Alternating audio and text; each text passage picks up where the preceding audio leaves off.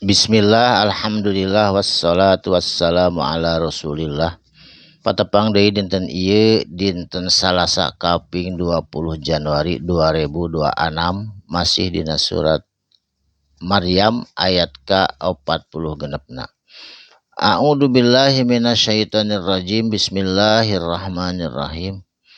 Qala nyarios atawa nyarita ramana Nabi Ibrahim ka Nabi Ibrahim.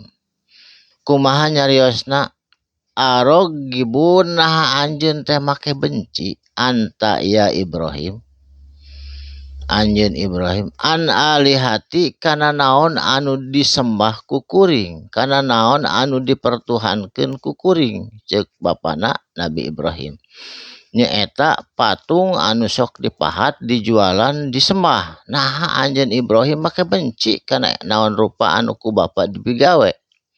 Ya Ibrahim, hei Ibrahim, saura mana Nabi Ibrahim ka Nabi Ibrahim. Saterasna la illam tangtahi lamun anjeun Ibrahim henteu eureun kana nyaram yen kuring bapa nyieun patung nyembah patung, lamun anjeun terus-terusan teu nyaram la arjumannaka tangtuna bapa baka maledogan ka anjeun tepi ka maot, ceuk ramana Nabi Ibrahim banding ku geus kesel dabungan nyaram wae kana nyeunan patung kana nyembah patung berhala. Wahjurni amun kitu mah cenah ceuk bapana Nabi Ibrahim, wahjurni sok tinggalkeun kuring ku anjeun jung sing jauh ini malian dina waktu anu lila tong datang deui. Jadi diusir Nabi Ibrahim sapada harita ku ramana. Dabongan sok nyaram wae nyieun patung jeung nyembah patung. Kitu pamadeganana ramana Kangjeng Nabi Ibrahim. Saterasna. Qala Nabi Ibrahim nyarios. Da bade angkat ti kota Harlan tu kota Harlan teh nu ayana di Irak bade menuju negeri Sam. Brek init ijlah dabongan di lemur eta mah musyrik sadayana.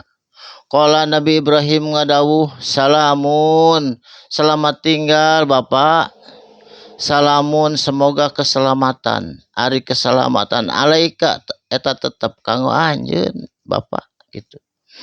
Saastaghfirulaka tangtuna kuring bakal mentakeun hampura pikeun anjeun Robbi ka pangeran kuring ka Allah Subhanahu wa taala. Innahu sanyana ari itu Allah Robbi kana bukti Allah bihafiya ka kuring sangat baik. Eta Allah teh lungsur katerangan waktu sarita teu kengeng maparinkeun istighfar atawa nyuhunkeun pangampunan ka Gusti Allah upami eta jamina jami musuh Allah tegasna kafir anu nyembah berhala teu kengeng dipanyuhunkeun hampura sok sanajan eta bapa atawa sahabai atawa anak atawa sahabai teu kengeng disuhunkeun hampura.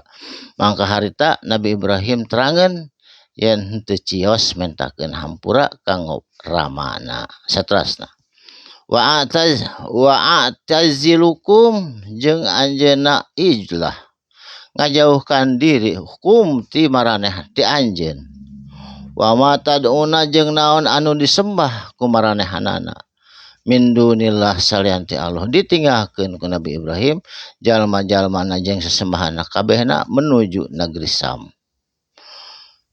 Wa ad'u jeung teu liren-liren Kangjeng Nabi Ibrahim ngadoa Robbi ka pangeranna Kangjeng Nabi Ibrahim. Asa mudah-mudahan Allah aku no kana yen bukti biduai kana doa abdi Robbi pangeran abdi syakia henteu nyilakakeun jiga jami-jami anu rek nyilakakeun ka abdi. Saterasna palamma mangka samangsa-mangsa antajalahum anjeunna ninggalkeun itu kota Harlan di Irak menuju Sam.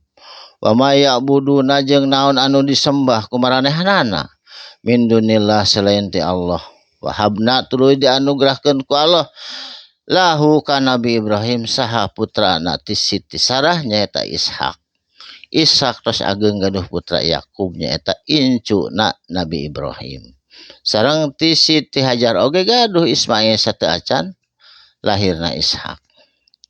Wa kula jeung sadayana ja'alna dijadikeun ku kami saur Allah nabiyan diangkat jadi nabi. Ishak, Yakub, ti Ibrahim keneh Ibrahim, Ishak, Yakub. Teras putra anu ti Ismail, ti Siti Hajar, sareng putrana Yusuf, putrana Yakub sadayana janten nabi. Ti Yahuza oge kaduh putra Daud, Sulaiman sadayana janten nabi. Jadi seseueurna janten nabi ti Nabi Ibrahim. Wa wahabna jeung kami masihan anugerah lahum ka itu jama-jama mirahmatina tina rahmat kami waja'alnahum jeung dijadikeun ku kami lahum pikeun itu sadayana para nabi lisanan kana lisan atau pasehatna lisan sidqin anu bener eta letahna dina bahasana alian anu pendidikanana bahasa anu kaluar tina nabi mah pendidikan alian tinggi. Jadi sok sandayan kitu kangjeng nabi sadayana oge nabi mah pasti cariosanana leres, cariosanana jujur, cariosanana anu ngandung education anu tinggi.